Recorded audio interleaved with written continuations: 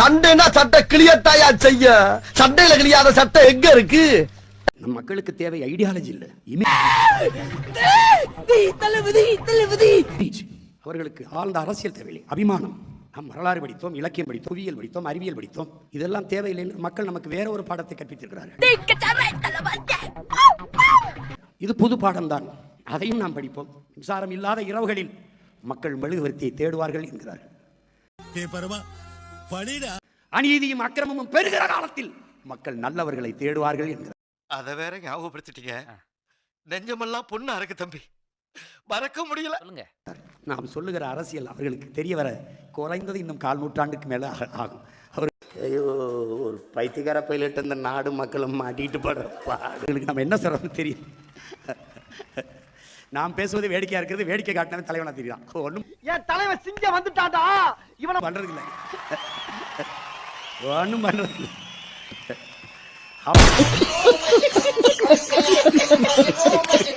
அவர்களுக்கு தேவை கருத்தல்ல, வெறும் கவர்ச்சி.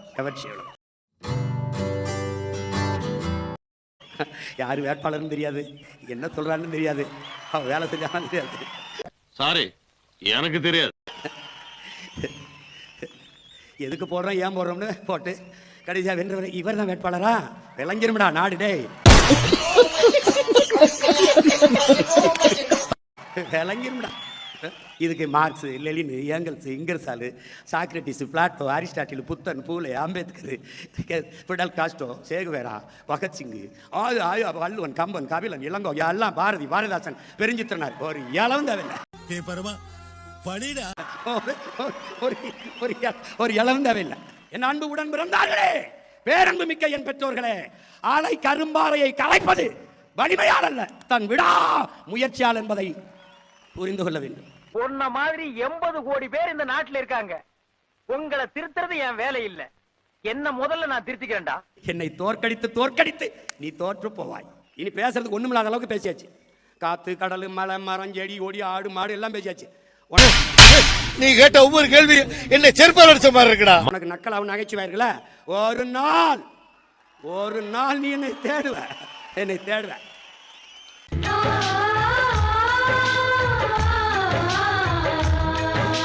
நீ கஷ்டம் வரும்போதான கோயிலுக்கு போவ, ஒரு நாள் என் கோயிலுக்கு நீ வருவானி என்கிட்ட. எல்லாம் பார்த்துப்பா வருவானி. மேல வந்துகிட்டு 10 லட்சம் கோடி கடன் இருக்குது, அது தெரியாம தான் முதலமைச்சர் வேட்பாளரை போட்டிட்டீங்க.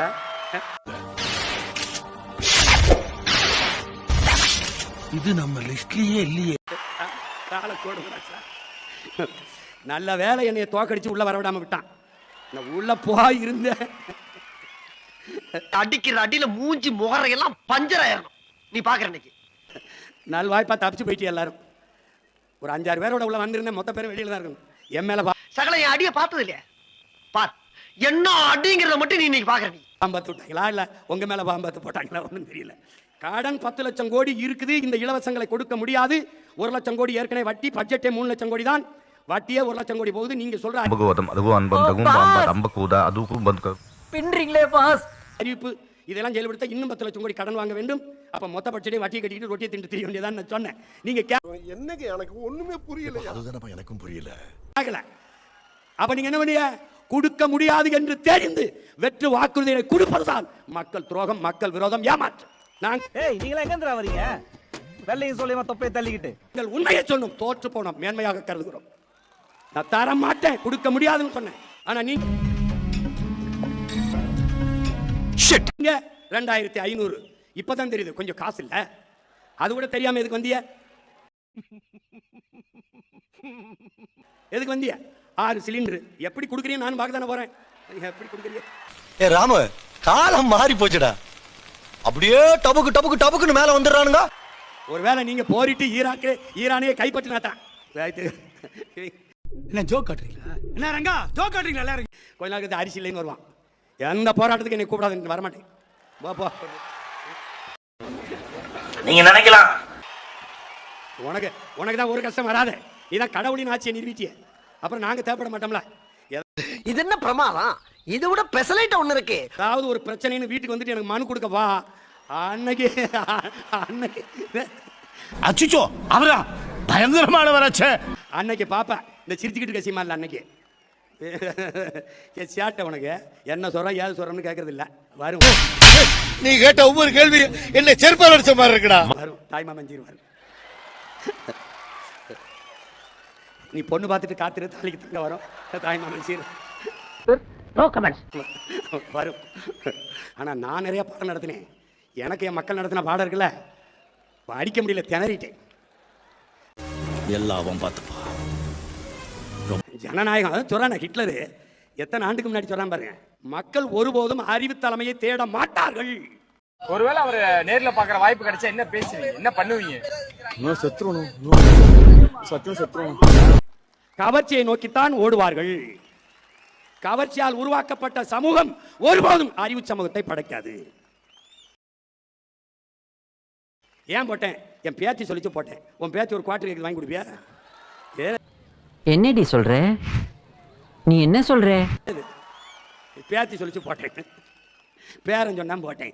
ஜனநாயகம்ங்கிறது எவ்வளவு வேடிக்கையானதா இருக்கு பாத்துக்க. அப்பாடி அப்பாடி. சரி என்ன செய்யறது, பிறந்துட்டாங்க கூட போராடி இறந்துட்டேன் ரொம்ப பேர். நான் பாட்டுக்கு படம் எடுத்து ஏதோ வருஷத்துக்கு ஒரு 2 படத்தை எடுத்து பிடிச்சி நடிச்சு கிடிச்சு பழத்திருந்துருவேன். என்ன ஓ அப்படியா விஷயம்? ஒரு நிமிஷம். ஏய் அந்த குடி கொண்டி வச்சு மண்டைய கழுவி நான் என்ன செய்யறது அங்கே போயின்னு, நீங்க போய் இறங்குங்க, உங்களுக்கு என்ன செய்யறதுன்னு தெரியும் வந்துரும்னு. எனக்கு தெரிய வந்துருச்சு. இங்க பல பேருக்கு ஒன்றும் தெரிய வரவே இல்லையே, அதான பிரச்சனை. பதவி இருக்கும்போது தீய சக்தியெல்லாம் தூய சக்தியா மாறிடுச்சு. ஓ அப்படியா விஷயம்? ஒரு நிமிஷம். ஏய் அந்த வந்துட்டாப்ல தீய சக்தியின் வாக்க வாங்கி எங்க ஊர்ல கீரை ஆகும் கீரை சாறு ஆகாதும்பாங்க. புரியுதா? என்னங்க எனக்கு ஒண்ணுமே புரியல. அதுதானப்பா எனக்கும் புரியல. கீரை சாப்பிடுவான், கீரை சாறு குடிக்க மாட்டேன். திமுக ஆகாது. திமுகவால ஓட்டு வாங்கி ஜெயிச்சு வந்த எம்எல்ஏலாம் ஆகும். சாம்பார் அப்ப எனக்கு கொடுமை கொடுமை. எப்பமா போதிக்கும் போது புரியாது, பாதிக்கும் போது தான் புரியும்.